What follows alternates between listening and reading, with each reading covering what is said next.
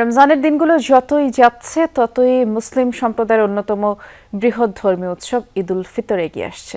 এবারও ঢাকা আশুলিয়া এলিভেটেড এক্সপ্রেসওয়ের কর্মযজ্ঞের কারণেই ভোগান্তির শঙ্কা রয়েছে উত্তরের যাত্রীদের। যদিও ঈদযাত্রা নির্বিঘ্ন করতে নানা প্রস্তুতির কথা জানিয়েছে পুলিশ।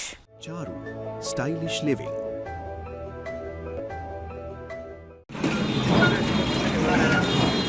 এটি ঢাকা আশুলিয়া এলিভেটেড এক্সপ্রেসওয়ের এক অংশের চিত্র। মহাসড়ক জুড়েই চলছে কর্মযজ্ঞ। কোথাও কোথাও পরিবহন চলাচলের জন্য তৈরি করা হয়েছে বিকল্প সরু পথ।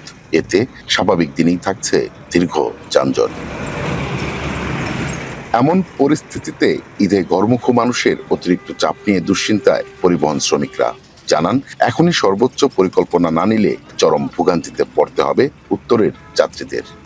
এই রাস্তাটা অনেকদিন যাবত এই ব্রিজের জন্য কাজটা হইতেছে না, এবং এই রাস্তার মধ্যে সব গাড়ির চাপটা বেশি থাকে। শ্রীপুর পর্যন্ত মানে একবার জাম ফেলতে আমরা হয়রান হয়ে যাই। গার্মেন্টস এর পণ্য টানাটানি করে দীর্ঘমেয়াদী কষ্ট পাইতেছি।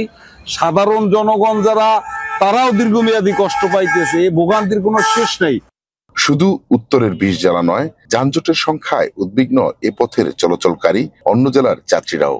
ঈদের সময় যদি রাস্তাগুলো ঠিক মতো ক্লিয়ার করে সাইড দেয় তাহলে মানে যানজটটা একটু কম থাকবে। রাস্তা এখন অনেক সংকুচিত হয়ে গেছে, গাড়ি চলাচলে অনেক অসুবিধা হবে, তীব্র যানজট দেখা দেওয়ার সম্ভাবনা আছে। গত ঈদের ঈদে আরো বেশি যানজট হতে পারে। গাড়ি ঠিক মতো আসে না, কাউন্টার অনেক দুর্ভোগ হয়ে যায়, লোকজন টিকিট কাটে ঠিক মতো যাইতে পারে না।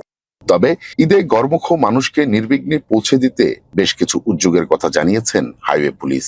একই সাথে সড়ক সংস্কার করতে এক্সপ্রেসওয়ে কর্তৃপক্ষ ও সড়ক বিভাগকেও জানানো হয়েছে। যতদূর সম্ভব দ্রুত ঘরমুখ মানুষ তাদের গন্তব্যস্থলে যেতে পারে, এই জন্য আমাদের ঈদ উপলক্ষে বাড়তি পুলিশি তৎপরতা জোরদার করা হবে।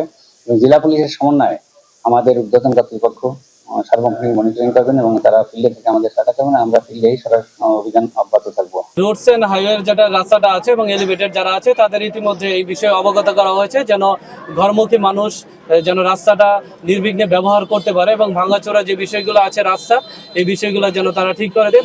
তারা আমাদের আশ্বস্ত করেছেন যে তারা এই বিষয়গুলো ঠিক করে দেবে।